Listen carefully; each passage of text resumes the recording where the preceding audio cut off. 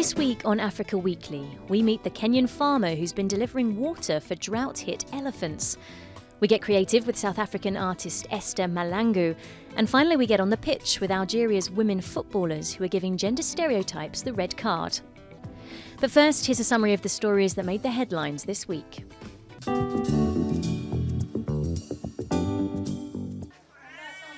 Somalia's Prime Minister said more than 100 people have died in the space of 48 hours as drought grips the country.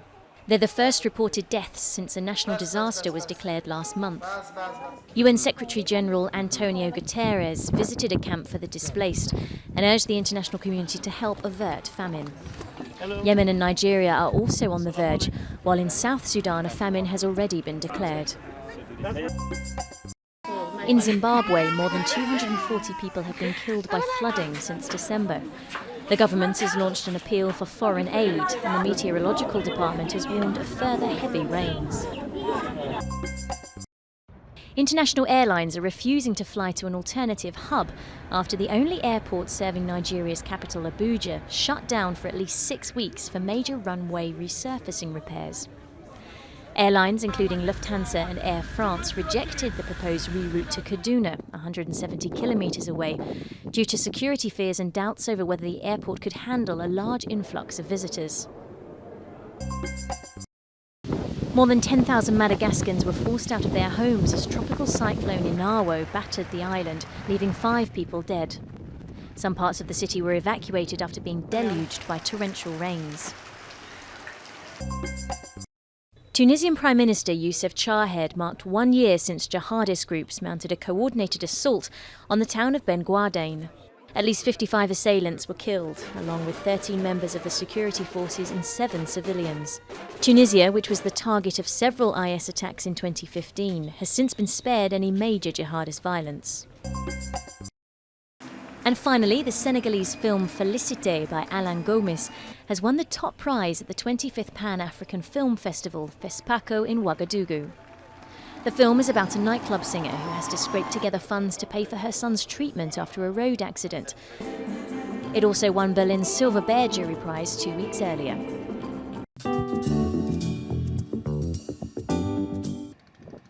Patrick Malua drives over 70 kilometres to deliver water and hope to Kenya's Tsavo region. Unlike many others who sell water in drought-hit residential areas, he's doing it for a charitable cause. Patrick brings the water several times a week so that the elephants and buffaloes can have a drink. As a Kenyan, I don't see people involved in helping animals so much, especially wildlife. And I said when I grow up, I want to do something for wildlife. And now the time has come that my really focus is in wildlife. This local pea farmer is haunted by the memory of the last severe drought in 2009, which killed 40% of the animals in Tsavo West National Park. While his initiative is viewed by many as a stopgap measure, Patrick hopes that no more animals will die under his watch.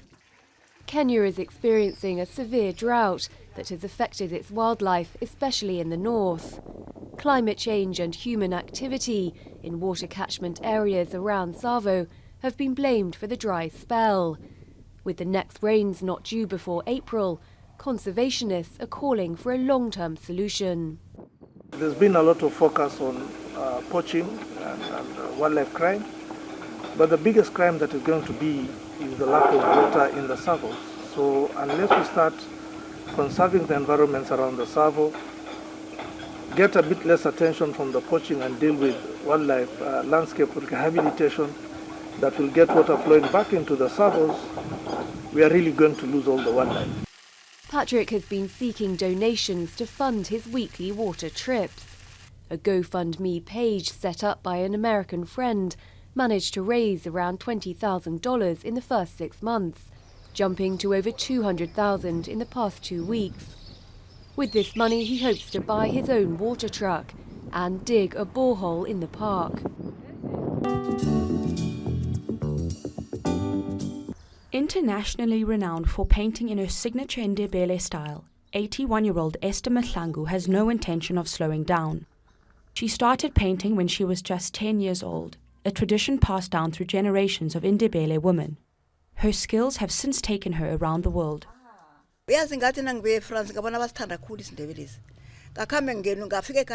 When I returned, I went from door to door, encouraging people to send their children to me to learn to paint.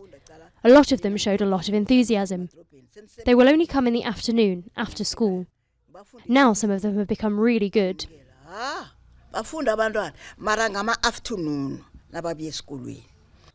Her forebears used only dung and soil to colour their work, which adorned their homes.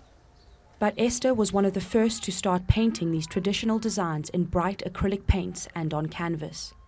When the art that decorated her home was noticed by French art researchers, she was invited to put on a show in France in 1986. When I got there, I was surprised to see a replica of my house there. They had built exactly the same house for me to paint. But it didn't have thatch on the roof, it had an aluminium roof. It even had the courtyard in front. It was exactly the same house. Esther was the first African and the first woman to be invited to participate in a prestigious art car collection in 1991, keeping tradition alive in innovative ways.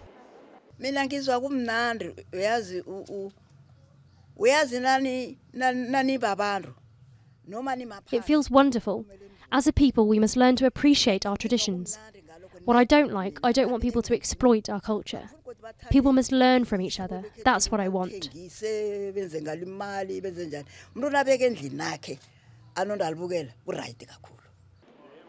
Esther remains a leader in preserving and promoting African art and culture.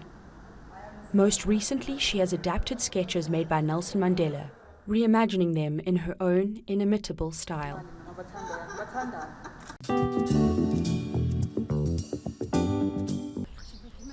Training for a League Cup game in Relizane, west of the Algerian capital. The Afak Relizane women's team was launched in 1997 during the country's civil war, back when armed Islamists prohibited all women's sports. But the team's coach and its players refused to be intimidated. I had a conversation with the players to ask them if they wanted to keep playing in spite of the threat. They decided to play on. They said if women took up arms during the war for independence, so could they. They wanted to fight that threat and keep playing. 26-year-old Fatia also plays for the national team, like 5 of the club's other players.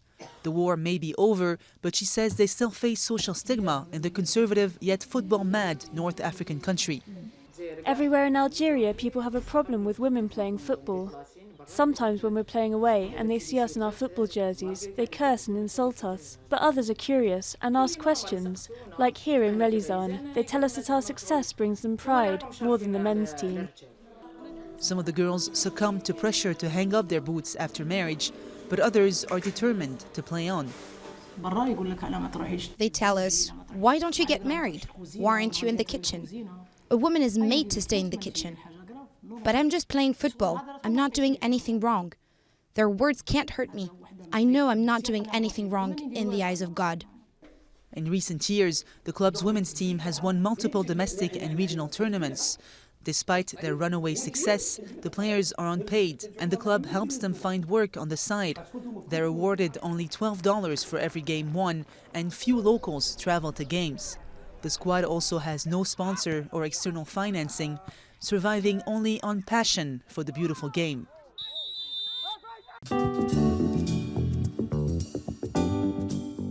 Papa Massata Dayak, son of disgraced former IAF chief Lamine Dayak, slammed corruption allegations over the awarding of the 2016 Olympic Games to Rio as a witch hunt.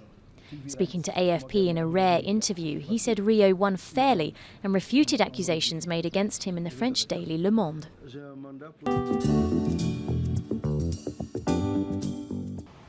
Next week, we look at the reactivation of hydropower in Liberia, which is helping charge up the local economy.